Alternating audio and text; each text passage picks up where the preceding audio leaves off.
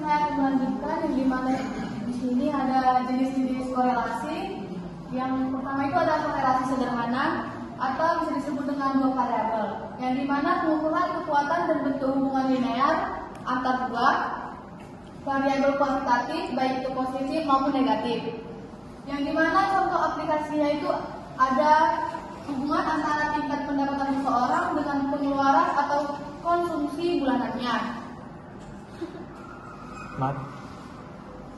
Yang kedua itu ada korelasi parsial, yang dimana bisa disebut dengan sekarang pada regresi linear sederhana, di mana tujuan utama dari regresi linear sederhana ini adalah untuk memprediksi atau memodelkan hubungan antara satu variabel bebas dengan variabel terikat, di mana yang menjadi variabel bebasnya itu dia ya variabel bebas terikatnya yaitu x, di mana kami akan mengumpul suatu rumus yaitu y sama dengan a tambah bx, di mana dia adalah variabel yang nilai prediksinya atau diperjelas, sedangkan x adalah variabel yang digunakan untuk memprediksi nilai y, dan a adalah nilai konstantan dari untuk menilai ketika x bernilai 0, dan b adalah koefisien perubahan rata-rata pada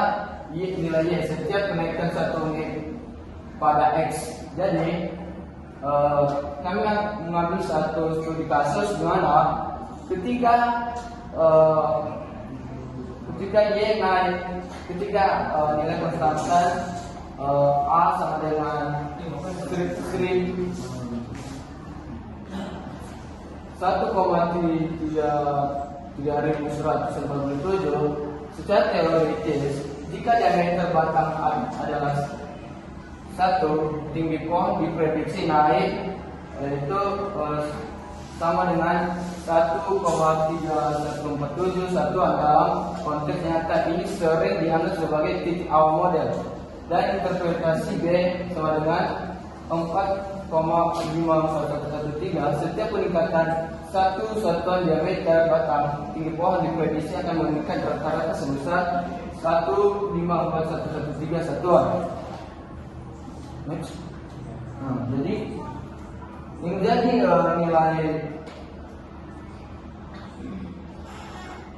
nilai koefisien korelasi yaitu R yaitu sama dengan 0,886. Jadi kami mengambil data sampel dan hasil yaitu pendapatan X ribuan 800, 900, 700, 600, 700, 800, dan konsumsi yaitu 200, 200, 200, 100, 200.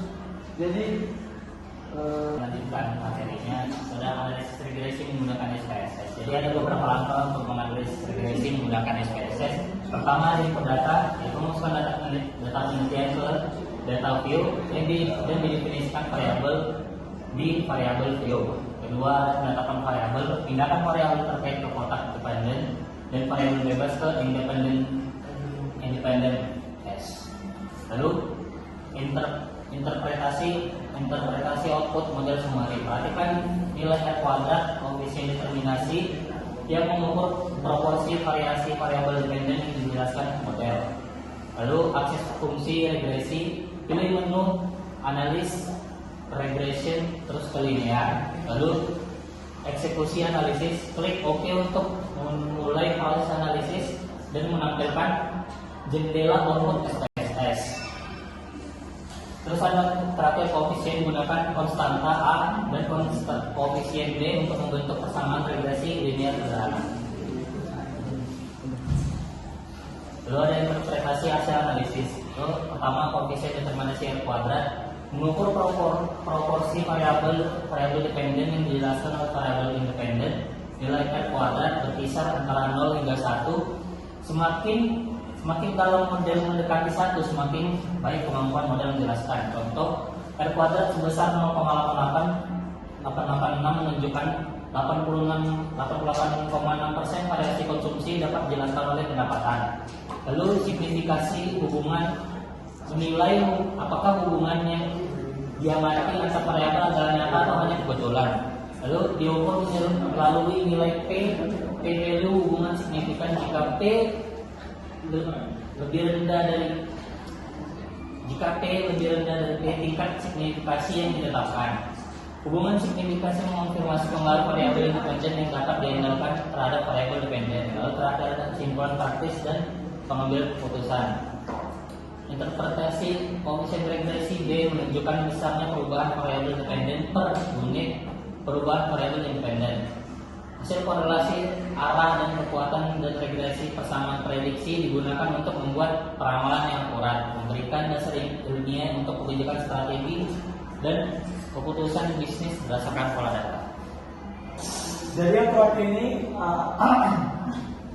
jadi di bagian terakhir ada kesimpulan dan saran. Jadi dalam kesimpulan saran ini ada terdapat 3 bagian, yaitu manfaat pemahaman korelasi regresi, penguatan literasi statistika, dan pemanfaatan loss analisis.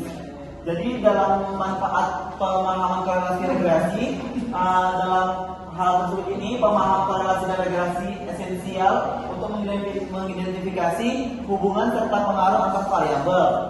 Dan metode ini memungkinkan pengukuran rata hubungan dan prediksi penghasilan, penelitian yang sistematis dan ilmiah.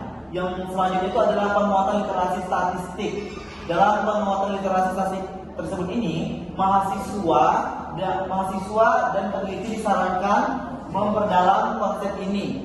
Literasi statistik ini sangat kuat dan sangat penting untuk menghindari kesalahan interpretasi dan mendukung pemilihan metode analisis yang tepat. Dan untuk yang terakhir yaitu pemanfaatan tools analisis. Jadi dalam pemanfaatan tools analisis tersebut ini, penggunaan perangkat lunak seperti SPSS sangat dianjurkan. Tools ini mempermudah, mempercepat dan meningkatkan akurasi proses pengolahan data dan menunjang pengambilan keputusan berbasis data yang akurat. Sekian dari presentasi kami dari kelompok sekian. Jikalau ada kesalahan mohon dimaafkan. Selamat pagi semuanya.